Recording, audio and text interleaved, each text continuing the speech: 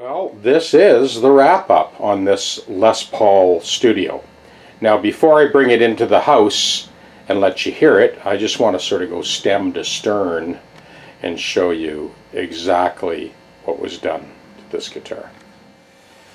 So in this case, you've seen in previous videos me do a wraparound, and I explain why. With this guitar, because of the neck set, in order for the strings to clear the back of the bridge casting, we went with a wraparound tailpiece. Of course, there's all kinds of people doing this now. I think Joe Bonamassa is one of many. So the idea is to feed the strings in this way. It wraps around the tailpiece, and that clears the back of that casting. The posts were wrapped in Teflon tape because there was quite a bit of movement on those. Anyway, the bridge is rock solid. This is rock solid. Of course, we've got the brand new Seymour Duncan Saturday Night Special set in there. This was a complete overhaul of the electronics. It wasn't just a matter of dropping the pickups in. The potentiometer knobs, all four of them, were glued on with super glue. I managed to get them off without splitting them. You can see all 6 of those saddles favor the back of the casting in the bridge. I mean, we almost ran out of travel. You can see on that B string, that's pretty close. The low E, we did run out of travel, pulled it out, flipped it 180, and we bought back just enough to be able to get that thing to tune. This guitar was never in tune, ever. It tunes perfectly now, and you're going to hear it in a second when I go in the studio in the house. Let's have a look at that compensated nut. I'm going to plug this in the house, in the studio. You're going to hear how accurate this is. The high E, the B, and the G are all forward a little bit. The D, A, and low E, especially the low E, are cut way back, negative values, into that nut. And you'll hear in a second just how accurate this thing tunes. So these are 10 to 46 strings at concert pitch.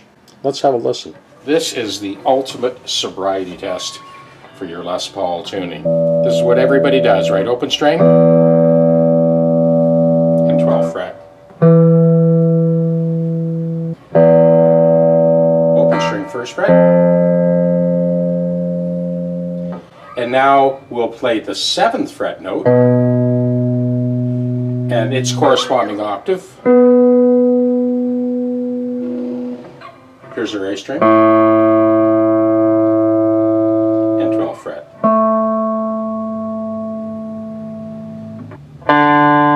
D string and octave, 12th fret.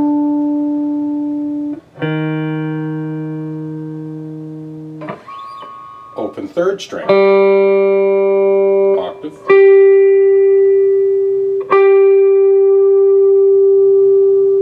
Open 3rd string, 1st fret. Open 2nd string, octave, and 1st fret. Open 1st string, octave.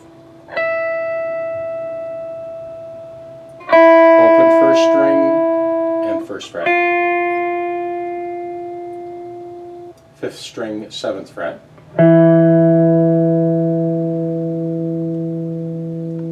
And octave.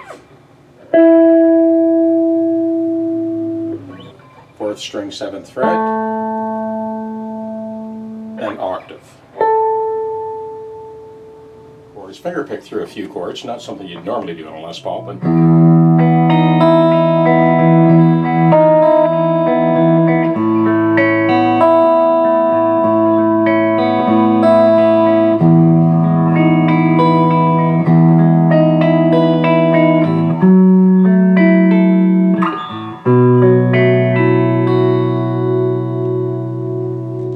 maybe what I'll do is play some intervals over top of it and maybe flip the pickups around and do some single line stuff and let you hear this guitar. So I've got that first progression I just played looped.